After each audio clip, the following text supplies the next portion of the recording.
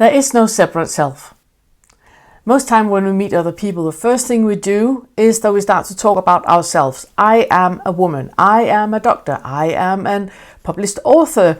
Ooh, I'm so great. I am 54. I have 2 children. Me, all about me. The thing is, that illusion that there is a separate self is what is keeping us away from actually understanding non-duality, for actually understanding what the void, shunyata, what that is. And to become aware that there is no separate self is one of the most important teachings at all. And that's why I keep teaching about biochemistry here in the channel, why I keep talking about the ego, why I keep talking about the biochemicals, the neurochemicals that are giving you a specific view to who you are, which is just an illusion.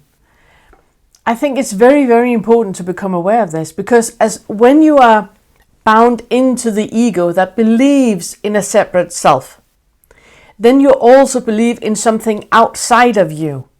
And you believe that that outside of you is better than what is inside of you. So you strive to become something you are not, you should be, and you can be. And therefore you strive for that outer thing instead of looking at what really is. So becoming aware of the ego is super important. Becoming aware of the authentic part of you that is the observer, it's super important. The problem with all this, and no, not the problem, the difficulty with all this is that you are both the rider and the horse. You're both the one that experiences the participant, but you're also the observer. And that is what is making stuff complicated. If I identify as a woman, as a doctor, as an author, as a mom, then I limit myself and will never ever become aware of who I really am. First of all, that there is no I, but also who I really am.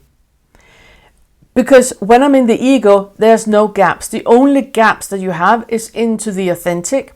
So when you're in the authentic, when you are in the observer and you observe what is going on around you, then you will become aware of a lot of things. And from there's a gap into the void. So becoming aware of that there's no separate self, it's the most important thing. In Buddhism, it's called the first step in the 10 fetters. So the first step in the 10 fetters is non-self, discovering that there is no self. And the next workshop that we're going to have, remember the workshop is free, so feel free to sign up and participate. The next workshop we're going to have, it's going to be the 7th of May at 1 o'clock British Standard Time, so London time. And we're going to talk about the non-self. We're going to dissolve, I can't promise that. We're going to talk about how you dissolve the idea of a separate self. So the theme for the next workshop is that there is no separate self. It's great to become aware of, because you will very easily find out how much you have tied into that identity and that identifying.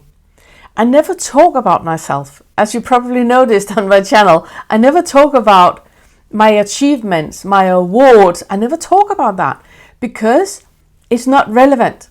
It's not relevant.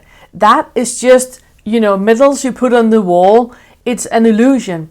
It's only there to make you think that you're something which you're not. And it's only creating a split between you and everybody else. There's no difference with me and you. There's no difference whatsoever.